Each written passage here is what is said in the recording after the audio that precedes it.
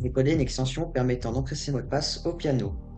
J'ai un piano connecté à mon ordi avec un câble MIDI et j'aimerais qu'au lieu de taper les mots de passe au clavier, je les tape au piano. La première étape est de demander au navigateur l'accès au port MIDI. Si l'utilisateur accepte le pop-up, vous pouvez écouter l'événement OnMIDI Message qui permet de recevoir les données de chaque note jouée par l'utilisateur. Lorsque j'appuie sur une touche du clavier, je reçois 3 octets d'informations. Le premier, c'est le statut.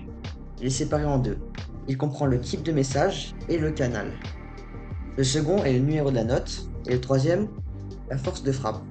Donc à chaque fois qu'on reçoit un message qui est une note pressée, on récupère la note. Mais là, on a un problème. On ne peut pas transformer les notes directement en lettres.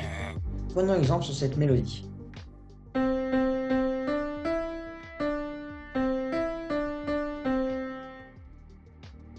Avoir ça comme mot de passe, c'est pas très sécurisé. Le problème dans les mélodies, c'est que les mêmes notes se répètent souvent. C'est pour ça qu'on va utiliser une fonction de hachage. La fonction de hachage nous permettra de transformer notre liste de notes en une liste unique de 64 octets.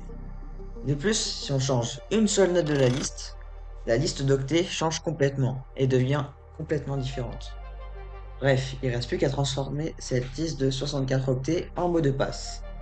Un mot de passe possède au maximum 16 caractères et autorise 84 caractères différents.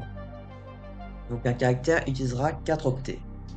Pour chaque bloc de 4 octets de notre liste, on combine ces 4 octets et on les encode en base 84.